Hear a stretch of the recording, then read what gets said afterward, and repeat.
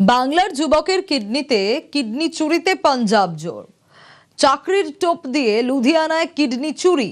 ধৃত প্রভাস মণ্ডলকে জেরা করে মাস্টারমাইন্ডের খোঁজ।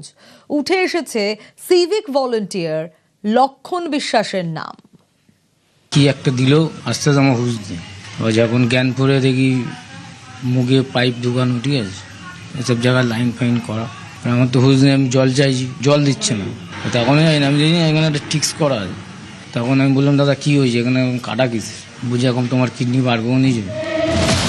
কাজের টোপ দিয়ে বাংলার যুবকের কিডনি চুরি। পাঞ্জাবে কিডনি পাচারকারীদের খপ্পরে মঙ্গল মণ্ডল। তদন্তে মাস্টারমাইন্ড শাকিল ও সিভিক ভলান্টিয়ার লক্ষণ বিশ্বাসের নাম।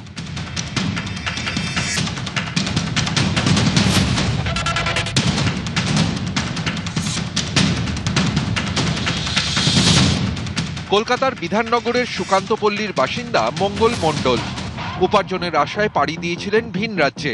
অভিযোগ, মেডিকেল টেস্টের নাম করে তার কিডনি চুরি করে নেওয়া হয়েছে।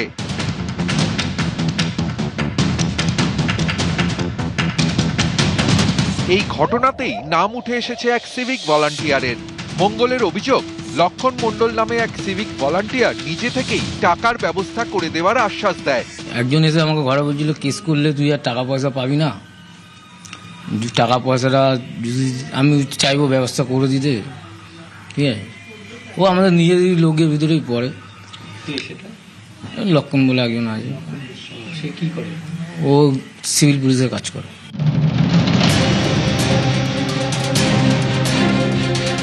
তদন্তকারীদের ধারণা, এই কিডনি পাচার চক্রের শিকড় অনেক গভীরে। ওখানে যা দেখলাম, গিয়ে বুঝলাম ওখানে ওইসব কারবারই হয়। আর ওদের সব সেটিং আছে, থানা পুলিশ। আমাকে তো ডাইরেক্ট আমি ফোন করেছি, আমাকে বলছে আমাকে পুলিশে ধরিয়ে দেবে, 5 লাখ টাকা দেবো, 6 লাখ টাকা দেবো, বেরিয়ে যাবো, এরকমভাবে আমাকে বলছে। যখন উনি যে ওনার কানে খবর চলে যায় আমি এখানে কাকে ফোন করছি না করছি, আমি বাইরে গিয়ে কী করছি না করছি, পাড়ায় যাচ্ছি কোথায় যাচ্ছি, সব খবর ওনার কাছে চলে যাচ্ছে। ওখানে ওনারই লোক ছিল। হ্যাঁ, এখান দিয়ে খবর চলে যাচ্ছে। সূত্রের খবর, প্রভাসকে জেরায় শাকিল বলে এক ব্যক্তির নাম উঠে এসেছে। ইতিমধ্যে পাঞ্জাবের মোহালি থানাকে ঘটনার কথা জানানো হয়েছে। শুরু হয়েছে শাকিলের খোঁজ। কিডনি পাচার মামলায় ইতিমধ্যেই বিধাননগর দক্ষিণ থানা পুলিশের পক্ষ থেকে প্রভাস মণ্ডল নামে এক মিডলম্যানকে গ্রেপ্তার করা হয়েছিল। পরবর্তী ক্ষেত্রে তাকে জিজ্ঞাসাবাদের পরে শাকিল নামে এক মাস্টারমাইন্ডের খোঁজ পাচ্ছে। মূলত ইতিমধ্যেই পুলিশের পক্ষ থেকে শাকিল নামে এই যুবকের খোঁজে বিভিন্ন জায়গায় খোঁজ চালানো হচ্ছে।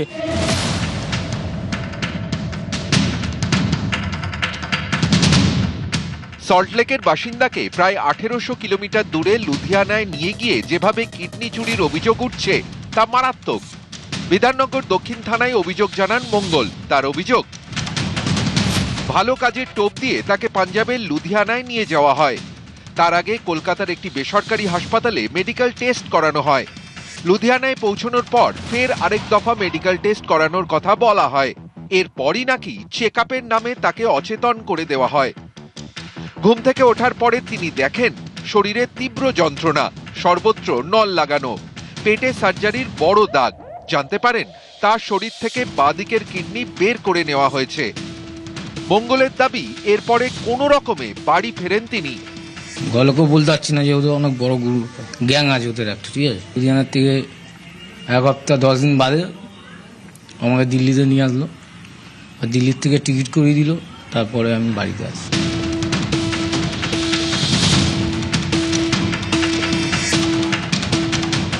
জানা গিয়েছে পাড়ারই প্রভাস মণ্ডল বলে এক ব্যক্তির সঙ্গে তার পরিচয় ছিল।